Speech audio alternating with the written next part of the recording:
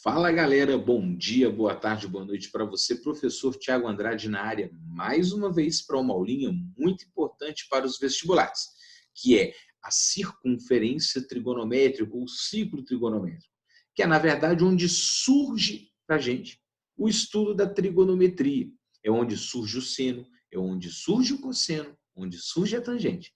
Então os conceitos fundamentais é importantíssimo para a gente entender os conceitos que virão posteriormente, funções trigonométricas, equações ou inequações trigonométricas, beleza? Então vamos dividir essa parte básica em algumas aulinhas, bem pausadamente, bem devagar, sem correria, porque o que importa aqui é o seu conhecimento, beleza? Então vamos acompanhar comigo a aula.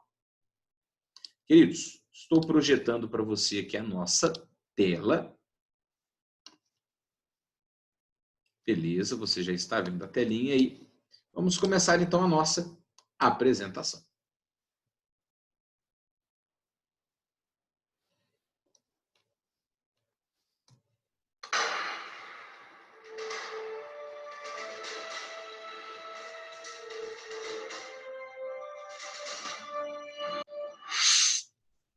Queridos, este espetáculo de Yomi apresenta para você o conteúdo do ciclo trigonométrico e as suas aplicações.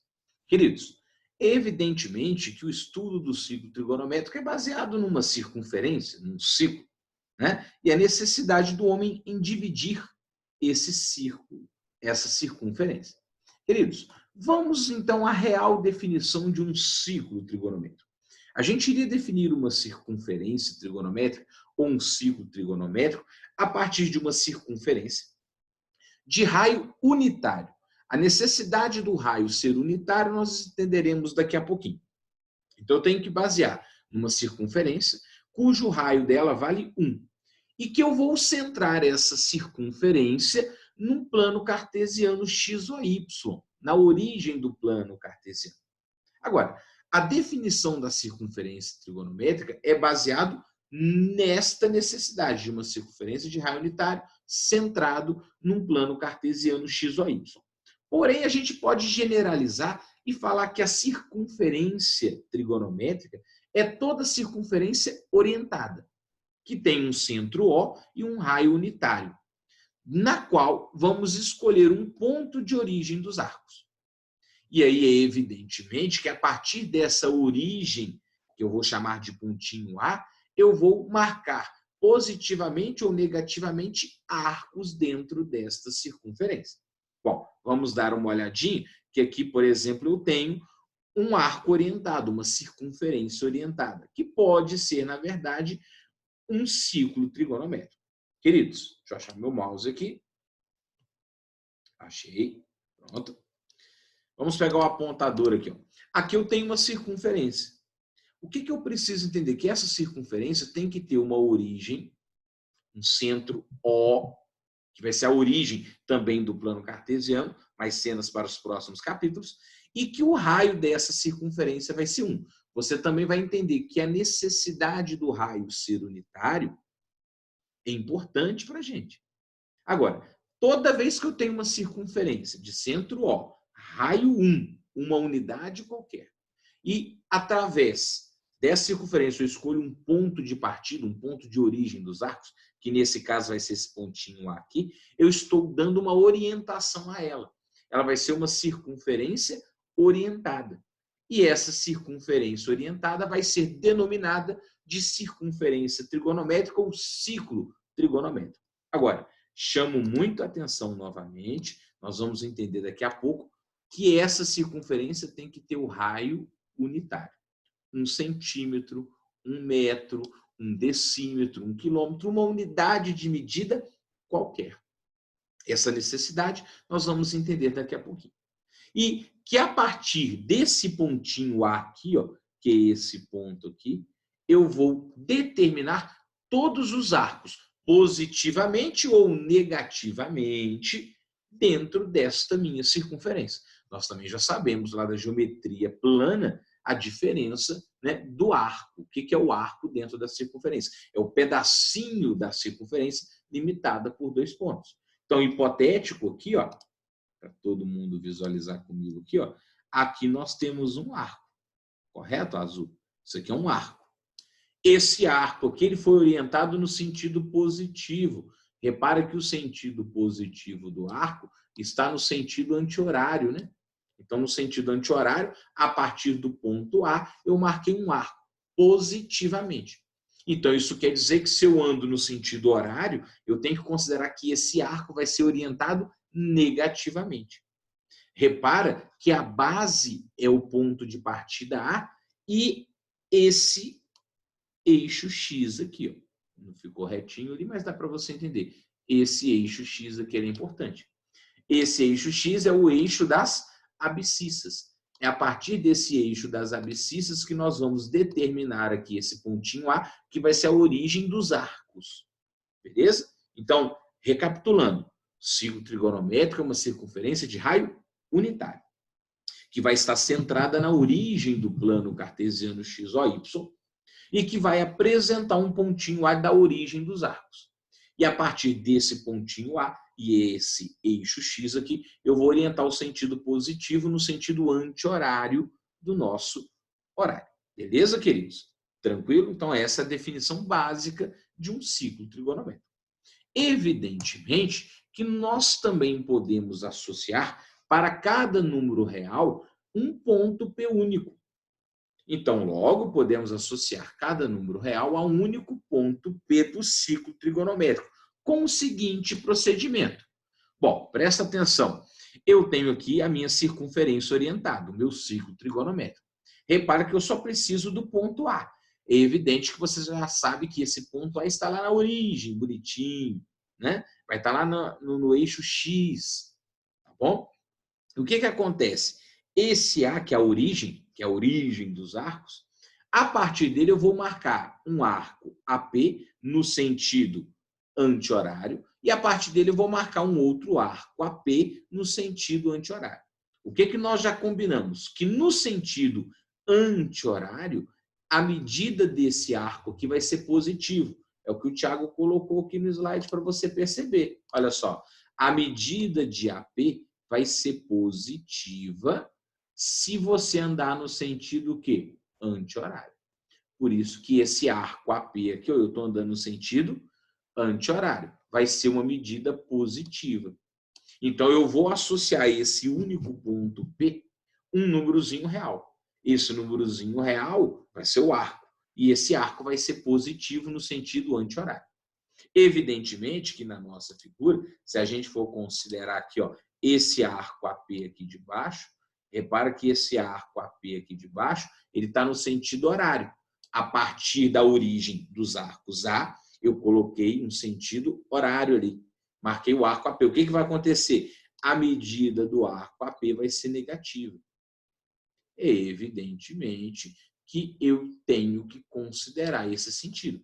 É isso que a tabelinha está te mostrando aqui, ó. Se o alfa é zero, então tomamos que o ponto P vai ser congruente à origem A. Ponto P congruente à origem A. E se o alfa for positivo, então nós vamos percorrer o ciclo no sentido anti-horário. Positivo no sentido anti-horário. E se o alfa for negativo, vamos ter que percorrer o ciclo no sentido anti-horário. Esse resuminho ele é muito importante, porque ele vai ser a base da gente entender como que eu estou construindo um arco dentro da minha circunferência orientada, dentro do meu ciclo trigonométrico. Beleza? Então, vamos apagar a informação aqui. Então, um resuminho para a gente importante, né, é a divisão dessa circunferência em partes, se a gente entender isso.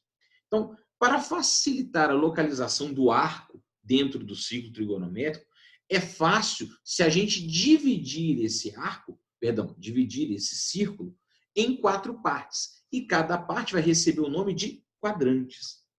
Então, essa divisão, é óbvio, é evidente, ela vai ficar bem definida se eu centrar essa circunferência na origem do plano cartesiano, ou seja, considerar um plano cartesiano x ou y, com origem no centro da circunferência.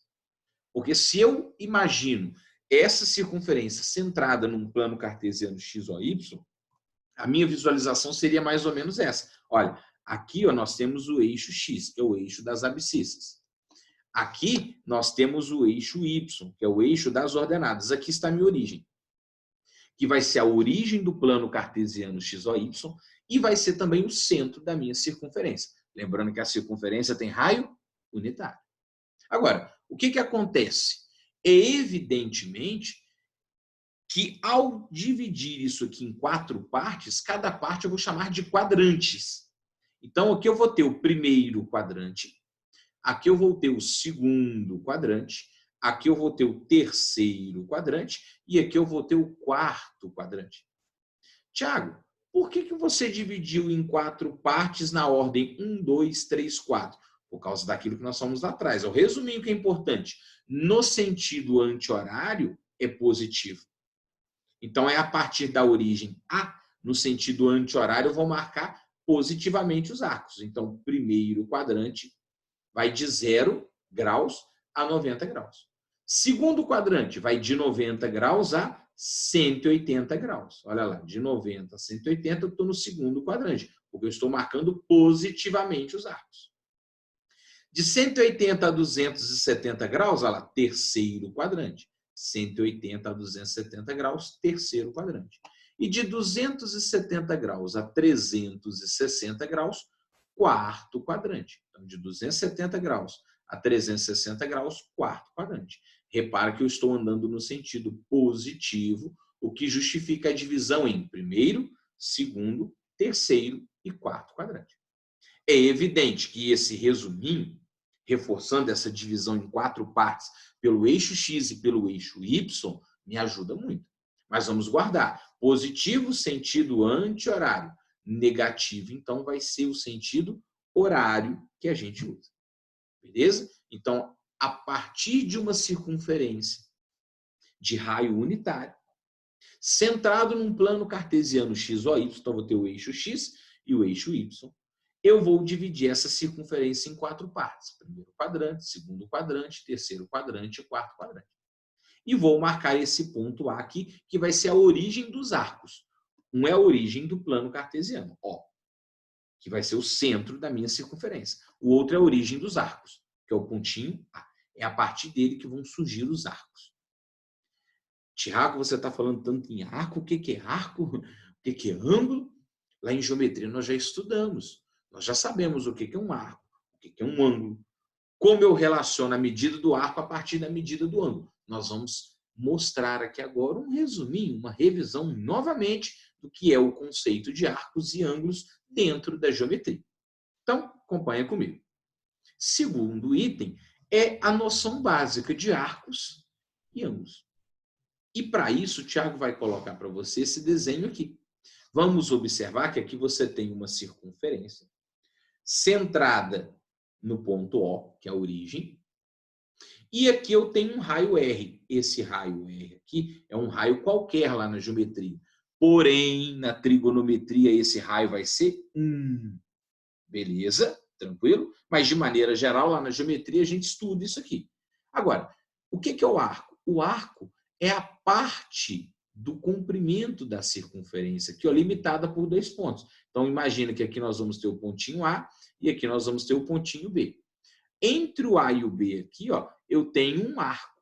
Esse arco eu estou chamando de L. L minúsculo, pode ser L minúsculo, L maiúsculo. Nós não vamos brigar por causa dessa nomenclatura aqui. E repara que esse raio com o ponto A e esse outro raio com o ponto B aqui, hipotético, está formando aqui um ângulozinho alfa. Lá da geometria, nós podemos trazer a informação que a medida do arco é a medida do ângulo vezes o raio. Guarda, a medida do arco é a medida do ângulo vezes o raio.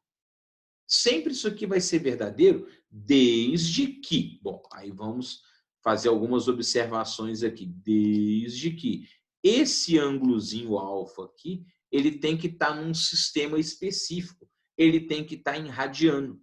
Eu vou chamar aqui de radiano. Tiago, eu tenho que saber isso? Tem.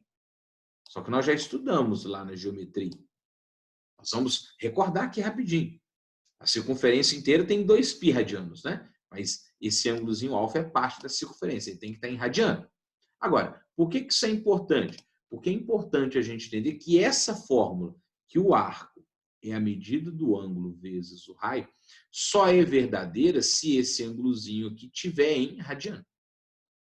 Evidentemente que isso aqui se usa muito lá na física, né?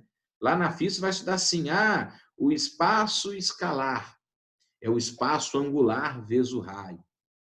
A velocidade escalar é a velocidade angular vezes o raio. A aceleração escalar é a aceleração angular vezes o raio. Sempre a escalar é angular vezes o raio. Então, aqui, olha, a medida escalar, que é o meu arco, vai ser a medida angular, que é o meu ângulo, vezes o raio. Isso sempre será verdadeiro. Então, se eu isolo o ângulozinho alfa, quem que é o ângulozinho alfa? Repara que o ângulozinho alfa vai ser o arco dividido pelo raio. É evidente que é só você pegar esse Rzinho que estava multiplicando e passar para cá dividindo. Então, eu tenho que trazer essa informação lá da geometria comigo. A medida do arco é a medida do ângulo vezes o raio. Ou o ângulo é a medida do arco dividido pelo raio. Porém, aqui eu tenho uma observação importante para a gente fazer. Tiago, qual que é a observação importante que o senhor tem? Olha só, queridos, nós já sabemos que essa circunferência ela pode ter um raio qualquer lá na geometria. Porém, na trigonometria, nós temos a necessidade que o raio seja quanto? 1. Então, olha só, é importante observar que a medida de um ângulo em radianos, porque o ângulo tem que estar em radianos, só será igual ao comprimento do seu arco se o raio for 1. Opa, quer dizer que a medida do ângulo em radiano será igual à medida do arco se esse raio for 1, porque L dividido por 1 vai dar L. Então, o alfa vai ser igual ao L, ou seja, o ângulo vai ser igual ao arco L. Só que esse fato é exatamente o que a gente faz aqui no ciclo trigonométrico.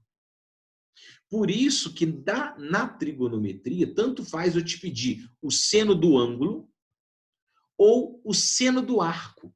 É a mesma coisa, porque o arco e o ângulo na trigonometria é a mesma coisa. Por quê? Porque eu vou adotar que o raio é 1.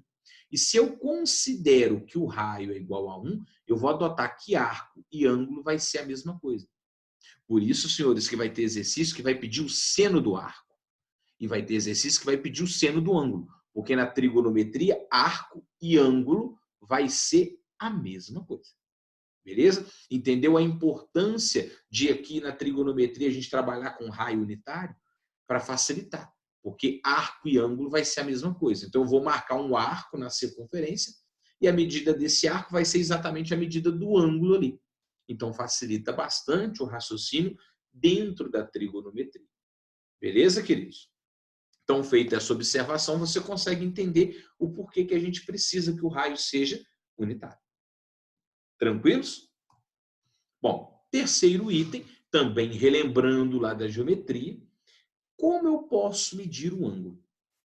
Bom, dentro da geometria, nós aprendemos que nós temos dois sistemas de medidas de ângulos. Na verdade, nós aprendemos que nós temos três. Aqui o Tiago está recordando dois. O primeiro, que é o sistema sexagesimal. Esse sistema sexagesimal aqui, ó, recordando para você, esse sistema sexagesimal é aquele cuja unidade fundamental é o grau, né? Então, lembre-se, a circunferência tem 360 graus. Mas cada grau tem 60 minutos e cada minuto vai ter 60 segundos. Esse é o sistema sexagesimal, dividido por 60. Cada grau tem 60 minutos, cada minuto vai ter 60 segundos. Beleza? E o outro sistema que a gente vai usar, principalmente na trigonometria, é o sistema que a gente chama de sistema radial. O sistema radial, como lá na aula de geometria nós já aprendemos, é aquele sistema onde eu uso como unidade padrão o radiano. Onde o radiano significa colocar em função do raio. Eu pego lá na minha circunferência um arco, cujo comprimento é igual ao raio da circunferência. Aí, a esse arco, a gente dá o nome de radiano. Beleza? Como aqui no ciclo trigonométrico o raio é 1, o arco ser 1 radiano quer dizer que o meu ângulozinho também vai valer o quê? 1 radiano, porque o raio é unitário. Olha novamente a importância da gente trabalhar o conceito do raio ser unitário. Então, nós vamos basicamente estudar esses dois sistemas, o sistema sexagesimal, que é o grau, e o sistema radial, que é o radiano. Agora, queridos, vamos recordar. Uma circunferência possui 360 graus ou então 2π radianos. Evidentemente que aqui a pessoa dividiu o círculo em 360 partes, cada parte ele chamou de grau, e aqui o camarada dividiu em função de radianos, raios dentro de arcos, arcos com medidas iguais ao raio. E ele verificou que nós temos 6,28 raios dentro do comprimento, ou seja, 2π radianos. Lembrando que esse π é um número irracional. Queridos, evidentemente que então eu posso fazer comparações, né? Ou então regras de 3 para converter grau em radiano ou radiano em grau. Você não pode errar um exercício disso. Então, a circunferência inteira tem 2π radianos ou 360 graus. Essa é a circunferência inteira. Se eu pego metade, qual que é a metade de 2π radianos? Π radiano. Então, se eu pego esse π radiano aqui, que corresponde à metade, qual que é a metade de 360? 180. E assim por diante. Então, π radiano equivale a 180. Eu vou pegar a metade. Π sobre 2 equivale a metade de 180, que é quanto? 90. Aí eu peguei como base aqui a linha azul, π radiano. Eu vou dividir por 3. Π radiano por 3, π sobre 3 radianos. 180 por 3, 60 graus. Então, π sobre 3 radianos equivale a 60 graus. Aí eu peguei o π radiano e dividi por 4. Beleza. Π dividido por 4, π sobre 4 radianos. 180 dividido por 4, 45 graus. E assim por diante. Nós vamos exercitar uma regra de 3 aqui o tempo todo. Que eu tiver que transformar radiano para grau ou grau para radiano. Isso não vai ser difícil para a gente, mas a gente tem que estar ligado. Então, já colocou aqui, ó, para fazer a conversão entre elas, basta utilizar uma regra de 3. Então, 180 graus corresponde a π radianos. Então, o ângulo A em graus corresponde ao ângulozinho alfa em radianos. Beleza? Faz a regra de 3 e seja feliz. Ai, professor, então eu posso usar a regra de 3? Pode, sem problema nenhum. A gente só tem que entender que essa conversão se dá por uma regra de 3. Simples, objetiva, sem nada a mais para você pensar. Agora, a gente tem que saber que a circunferência no sistema sexagesimal tem 360 graus e que a circunferência no sistema radial tem 2π radianos. Beleza, queridos? Então, vamos ao próximo item. Queridos, o próximo item, e importantíssimo, é a noção de arcos côngruos. Tiago, o que são arcos côngruos? Queridos, arcos côngruos são arcos que apresentam a mesma origem e a mesma extremidade dentro do ciclo trigonométrico. Porém, a diferença entre eles será em relação ao número de voltas para sair da origem e chegar até esse ponto de extremidade. Querido, tudo vai ser baseado no que nós chamamos de primeira determinação positiva. Está destacado aqui, ó. Primeira determinação positiva.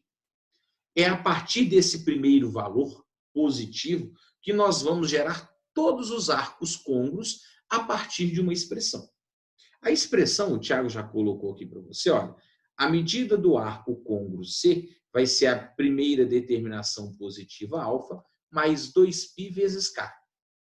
2π em radianos, vezes K o número de voltas. Ou, então, o arco côngruo C vai ser todo o ângulozinho alfa, que é a primeira determinação positiva, mais 360 graus, sistema sexagesimal, vezes K, onde esse K indica o quê? O número de voltas. Então, o alfa, ele representa a primeira determinação positiva, ou seja, antes de completar uma volta, existe uma determinação positiva ali, que vai de 0 a 360. Isso é chamado de primeira determinação positiva. A partir desse alfa, indicando em função do número K, onde esse K indica o número de voltas, para uma volta, K vai ser 1. Para 2 voltas, K vai ser 2. Para 3 voltas, o K vai ser 3. Eu vou achar um arco côngruo C.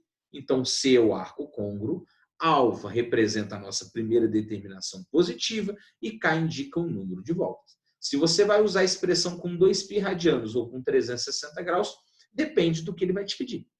Geralmente, se ele te dá em grau, ele vai pedir em grau. Se ele te der a primeira determinação em radiano, provavelmente a resposta também será em radiano. Você não vai ter que converter ou no início ou no fim. Você escolhe o que é mais fácil para você. Para a gente entender isso de forma mais clara, para a gente tentar entender isso de forma mais objetiva, eu coloquei aqui um desenho para você que mostra, por exemplo, um arco côngruo a um ângulozinho de 30 graus. Então, olha, aqui nós temos uma circunferência trigonométrica, raio vale 1, unitário, centrada na origem do plano cartesiano. Então, aqui eu tenho o eixo X e aqui eu tenho o eixo Y, dividindo em 4 quadrantes, primeiro, segundo, terceiro e quarto. Lembrando, sentido positivo no sentido anti-horário, sentido negativo, sentido anti-horário. Queridos, o que acontece? Esse 30 graus aqui é o que nós chamamos de primeira determinação positiva. Ele é o primeiro ângulo. Aqui o K é 0, ele não deu volta nenhuma. Ele é a primeira determinação positiva, 30. O que acontece? Para a gente chegar nesse ângulozinho aqui, teoricamente, vê se você entende, nós saímos do ponto A, que é o ponto 0 grau ali, para esse arco Pzinho aqui, que é o ponto P. Agora, a partir daqui, se eu dou uma volta completa, uma volta de 360 graus, mais a primeira determinação positiva, vai me dar 390 graus. Como que eu iria fazer isso? Olha, eu teria que chegar no 30 e, a partir do 30, dar uma volta completa. Então, 30 mais 360, 390. É o segundo ângulo positivo. Então, eu estou no 0. Cheguei no 30. Origem A, extremidade P. A partir dele, dou uma volta completa. Então, é como se eu saísse do A, desse uma volta completa e mais o 30. Cheguei no ângulozinho de 390 graus. É a minha segunda determinação positiva. Repara que o K vale 1. Se eu dou 2 voltas a partir do 30, então, sair do 0 e vir para o 30. Aí vou dar uma volta, 360, mais uma volta, 360. Então, eu estou dando 2 voltas de 360, mais essa primeira determinação positiva. Então, 30 mais 2 vezes 360 vai me dar 750 graus. Esse seria a terceira medida positiva. Primeiro, 30. Segundo, 390. Terceiro, 750. A quarta, 1110 graus. Eu estou achando todos os arcos côngruos, ou seja, que sai do ponto A e chega no ponto P. Porém, eles se diferem no número de voltas. O 30 não deu nenhuma volta, o 390 deu uma volta, o 750 deu 2 voltas, o 1110 deu 3 voltas. E todos eles são associados ao mesmo pontinho P, que saiu do ponto A, origem, ao ponto P, extremidade. Da mesma forma que eu posso fazer isso positivamente, eu posso fazer isso também negativamente. Então, vamos dar uma olhadinha no raciocínio negativamente. Eu tenho um ângulozinho de 30. Está aqui, 30. Saí do ponto A, que é aquela origem que a gente criou, que seria o ponto 0, e fui lá para o ponto P, que é um arco de 30 graus. 30 graus é a primeira determinação positiva. Se a partir dele eu volto uma volta, voltar significa negativo, né? Então, desse ponto eu vou fazer assim, ó, negativamente, vou tirar 360 graus, porque se eu estou andando no sentido horário é negativo. Então, de 30, eu tiro uma volta de 360, a primeira determinação negativa vai ser menos 330 graus. Então, menos 330 graus também é um arco côngruo a 30, porém vai ser a primeira determinação negativa. Se eu sair do 0, cheguei no 30, e a partir desse 30 eu dou 2 voltas negativamente, então 30 menos 2 voltas no sentido horário, 30 menos 2 vezes 360, vai me dar menos 690. Opa, menos 690 é a segunda determinação negativa. E todas essas medidas também são arcos côngruos ao 30 graus. Então, resumindo, o que são arcos côngruos? São arcos que têm a mesma origem e a mesma extremidade. Porém, eles vão se diferir no número de voltas, positivamente ou negativamente. Então, por isso que a lei geral é dada por aquela expressãozinha. Vou voltar ali para você lembrar. O arco côngruo vai ser a primeira determinação positiva mais 2πk. Ou o arco côngruo vai ser a primeira determinação positiva mais 360k. Fechou? E isso é importante. A gente entender que a gente sempre vai estudar em uma volta, de 0 a 360. Porém, o que passar de uma volta serão chamados de arcos côngruos. E a gente vai ter que achar a primeira determinação positiva para fazer o estudo na maioria das vezes. Beleza, queridos? Tranquilo? Joia? Bom, o último item para a gente terminar essa primeira aula é o conceito de simetrias dentro do ciclo trigonométrico. Essa simetria inicial que nós vamos fazer hoje é apenas a simetria em relação ao eixo das abscissas. O eixo das abscissas é aquele eixo chamado de eixo X. Querido, nesse caso aqui, eu gostaria que você decorasse para a gente essas medidas. Alfa, 180 menos alfa, 180 mais alfa, 360 menos alfa. Essa simetria que ela vai ser baseada na simetria em relação ao eixo das abscissas. Por que, Tiago, em relação ao eixo das abscissas? Bom, vamos pegar aqui um desenho aqui para você entender. Esse arco alfa aqui, para chegar lá, eu tive que deslocar um ângulozinho alfa aqui. Só que esse ângulozinho alfa, ele vai ser oposto pelo vértice a esse ângulozinho alfa aqui. Beleza? Então, se aqui é alfa, o ângulozinho de cá vai ser 180 mais alfa, porque é simétrico. E idem, se eu passo esse ângulozinho alfa para o quarto quadrante. Repara que aqui vai formar um triângulozinho isósceles, né, dois lados iguais. Então, esse segmento aqui é a bissetriz, divide um ângulo ao meio. Se aqui é alfa, aqui embaixo também é o quê? Alfa. Então, esse ângulozinho aqui ele vai ser 360 graus, como se eu desse uma volta completa, e voltasse esse ângulozinho alfa, 360 menos alfa. Como ele vai ser oposto pelo vértice ao ângulozinho de lá, aqui também vai ser alfa. Então, o ângulozinho no segundo quadrante ele vai ser 180 graus menos alfa. Preciso que você guarde essa simetria, principalmente porque nós vamos voltar nesse assunto mais para frente, quando a gente estudar as reduções trigonométricas, ou as reduções ao primeiro quadrante. Então, guarda isso aqui para o Tiago de uma vez. Primeiro quadrante, alfa. Simétrico no segundo quadrante, 180 menos alfa. Simétrico no terceiro quadrante, 180 mais alfa. E simétrico no quarto quadrante, 360 menos alfa. Essas simetrias são de grande importância para o estudo da trigonometria. Beleza, queridos? Nós encerramos a nossa primeira aula aqui. E agora vamos à segunda parte da aula de trigonometria no ciclo trigonométrico, que é a aplicação do que nós começamos a ver. Beleza? E depois vamos continuar na parte 3, parte 4 e assim por diante. Beijos do Titi e até a próxima.